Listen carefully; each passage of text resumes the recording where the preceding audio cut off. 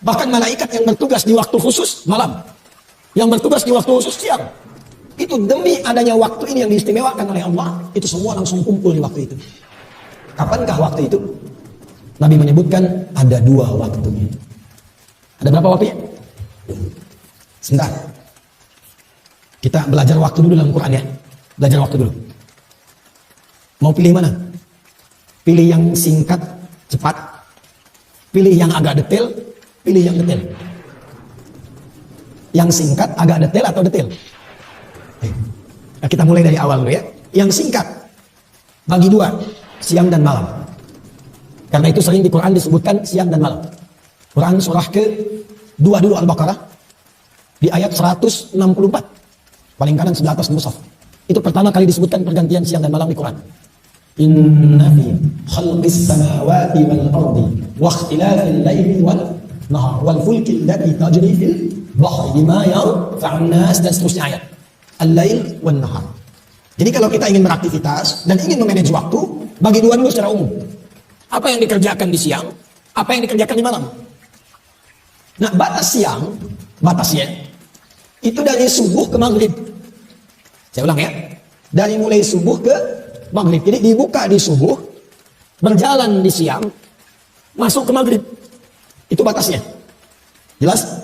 Baik, jadi kalau subuh kita buat pembuka, mulainya masuk ke waktu siang dari duha ke zuhur, sampai dengan ke maghrib. Antara zuhur dengan maghrib yang tengah-tengah apa? Saya ulang, antara zuhur dengan maghrib yang tengah-tengah apa? Itu yang dimaksud Nabi dengan waktu pertengahan di siang hari. Jelas? Ada waktu pertengahan di siang hari, antara siang menuju ke maghrib, tengah-tengahnya asar. Itu yang dimaksud di Al-Bukhari, nomor hadis 555, di hadis Muslim nomor hadis 632. Yata'aqabuna fikum malaikatun bil laili wa malaikatun bin nahari yajtami'una fi salatil asri. Karena itu tafsir ulama pada surah Al-Baqarah ayat 238 tentang salatul wusta, salat pertengahan, itu salat asar, tafsir pertamanya. Yang kedua adalah waktu malam nanti, malam ke siang, diambil tengahnya. Pembukanya apa? Dari mulai Isya. Karena maghrib itu pembatas, kemudian mulai ke Isya, sampai nanti muncul siang kembali, siangnya masuk ke zuhur. Antara Isya ke zuhur, tengah-tengahnya ada apa? Antara Isya ke zuhur, tengah-tengahnya ada apa? Subuh. Maka tafsir yang kedua, ada waktu pertengahan, langsung disebutkan oleh Nabi, begitu pentingnya, sampai malaikat malam berkumpul, malaikat siang berkumpul. Di waktu pertengahan ini, wa fi sholatis subuh, di waktu subuh. Hanya menarik begini, ada beda antara asar dengan subuh, keistimewaannya. Ada yang sama-sama dimiliki, jadi sama-sama antara subuh dengan asar. Ada yang hanya dimiliki subuh saja, asar tidak. Apa yang sama-sama dimiliki? Teruskan hadisnya. Perhatikan hadisnya. Yajtami'una fi salatil asri wa salatil fajri. Maka para malaikat itu berkumpul menyertai orang-orang yang salat di waktu asar. Kemudian berkumpul pula menyertai hamba-hamba yang ada di waktu fajar subuh. Atau kama qala Rasulullah sallallahu alaihi wasallam, "Summa yas'aluna ila as-sama'." Kemudian mereka langsung kembali naik ke langit. Lalu diuji oleh Allah untuk dikonfirmasi bahwa malaikat itu menunaikan tugasnya dengan benar. Kaifa taraktum ibadi? Kata Allah, bagaimana keadaan hambaku ketika kalian tinggalkan kami? Allah sudah tahu, karena Allah Maha tahu. Hanya ingin menunjukkan kepada kita bahwa malaikat tidak pernah menyembunyikan apapun. La ya'sunallaha ma amarahum wa yaf'aluna ma yu'marun. Sekaligus mengonfirmasi apa yang Allah perintahkan ke malaikat keluar sama di lisan para malaikat. Apa kata para malaikat? Ya Rabbi, atau bima ma'na kama qala Rasulullah sallallahu alaihi wasallam. Taraknahum wa hum yusallun. Kami tinggalkan hamba-hambamu itu. Kami sertai, kami tinggalkan. Tadi mereka telah menunaikan sholat. Dan ketika malaikat melaporkan itu secara live, waktu asar dan waktu subuh, hamba yang disertai itu sedang sholat, maka Allah kemudian, perhatikan ini yang paling penting, menegaskan pemberian rahmat dan ampunannya kepada hamba yang pernah menunaikan sholat yang dilaporkan oleh malaikat itu. Karena itu sholat subuh itu penting. Sholat asar itu penting. Karena itu termasuk waktu yang paling gratis ketika digunakan yang bisa mendatangkan rahmat Allah Subhanahu wa taala. Dan pada saat itulah malaikat mengaminkan apa yang dimintakan oleh hamba-hamba itu. Langsung mengaminkan. Sedangkan hadis lain mengatakan, "Faman wafaqa ta'minuhu ta'minal malaikati ghufira lahu ma taqaddama min dhanbi. Yang aminnya bersamaan dengan malaikat, minta diaminkan.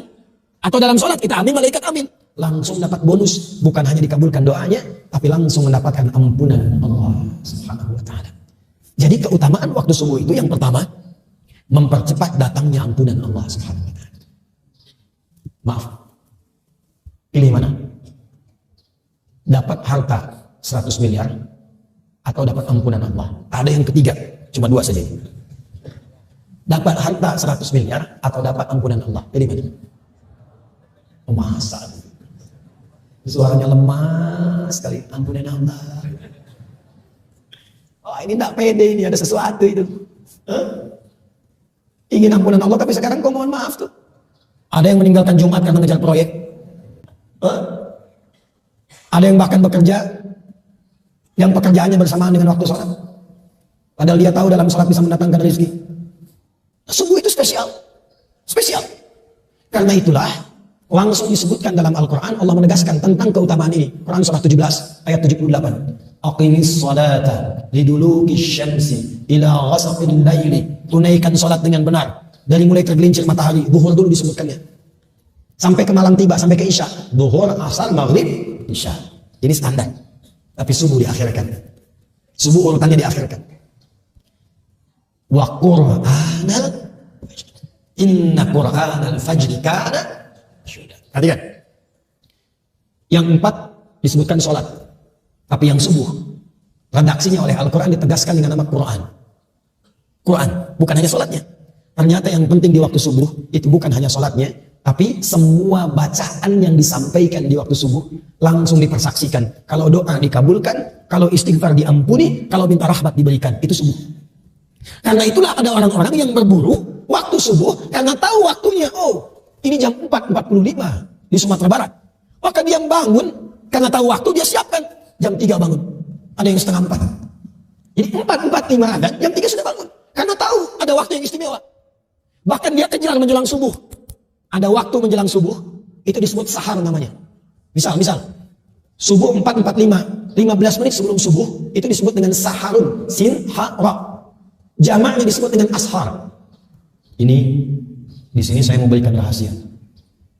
Tapi ini di antara kita saja. Jangan bilang-bilang ya. Di sini aja. Ya. Bu. Kalau kemarin kita datang saya bilang, Bu, yo. Sini ya. Bu. Nah, gitu. Nampak lah bilangnya. Waktu sahar. Waktu ashar. Itu diistimewakan oleh Quran dengan satu amalan yang bila itu dikerjakan bahkan disifati oleh Quran sebagai penghuni taman surga yang sedang beraktivitas di bumi. Jadi ada calon penghuni taman surga, Jannatun Uyun, sedang beraktivitas di bumi. Dia tinggal nunggu meninggalnya aja untuk pulang. Salah satu aktivitasnya apa? Dia sering beristighfar di waktu sahar. Itu ada di Quran surah 51 Ad-Dariyat di ayat ke-18. Wabil ashari hum yastaghfirun. Dan mendekat ke waktu subuh, mereka ingin duluan mengejar rahmat Allah berupa ampunan Allah Subhanahu wa taala. Karena hadisnya qudsi. Hadis qudsi. Yanzilu Rabbuna tabaraka wa ta'ala fi thulutsil akhir min al-lail. Fayaqulu ya ibadi. Itu setiap datang waktu sahar, Allah menyampaikan, "Hei hamba-hambaku, siapa yang minta, aku berikan. Siapa yang berdoa, aku kabulkan. Dan siapa yang memohon ampunan kepadaku, faman istaghfara liya ghafartu lah, aku ampuni sekarang dosa-dosanya." Apa rahasia yang ingin saya bagi? Begini. Bu, ibu kalau saya beri pilihan, ibu pilih mana? 1 miliar atau kalimat istighfar? Betul. Awas nanti dimarahi bapak pulang dari sini. Kenapa tak ambil 1 miliar? Kalau ada pilihan, termasuk dunia dan seisinya, pilih istighfar. Pilih istighfar. Karena kemuliaannya 2. 1, istighfar itu memberikan jaminan langsung dari Allah kepada kita untuk menjadikan semua yang Allah titipkan kepada kita semua berkah dan lebih baik. Yang kedua, istighfar itu cara paling cepat untuk mengabulkan doa. Semakin tinggi orang istighfar, terbiasa dengan istighfar, naik kendaraan, di kendaraan dia istighfar, latihan terus, dan terbiasa dengan itu. Itu ya Allah mustajab doanya. Kadang-kadang belum minta sudah diberi. Cepat sekali. Makanya istighfar itu mahal. Mahal sekali. Dan para ulama sudah tahu ini. Makanya mereka sering diantara wiridnya itu istighfar. Dan zikir kita pertama pada sholat itu. Assalamualaikum warahmatullahi. Assalamualaikum warahmatullahi. Bukankah istighfar? Astagfirullah. Astagfirullah. Astagfirullah. Allahumma anta salam minka salam tabarak ya dzal jalali wal ikram. Istighfar. Karena menghadirkan berkah, mengumpulkan dosa, mempercepat jawaban doa. Itu istighfar. Karena itulah orang-orang mengejar waktu subuh itu, mempersiapkan sebelum subuh dengan istighfar. Itulah kemuliaan subuh. Jadi kemuliaan subuh itu, selain mempercepat terkabulnya doa, kalau ingin cepat doanya dikabul, bangun sebelum subuh. Isi dengan istighfar. Itu rahasianya. Makanya 2 rakaat sebelum subuhnya pun sunnahnya itu lebih baik daripada dunia dan seisinya. Rakaatul fajri khairum minad dunya wa ma fiha. Sebab untuk apa dapat dunia dan seisinya kalau tidak mendapatkan ampunan Allah Subhanahu wa taala? Untuk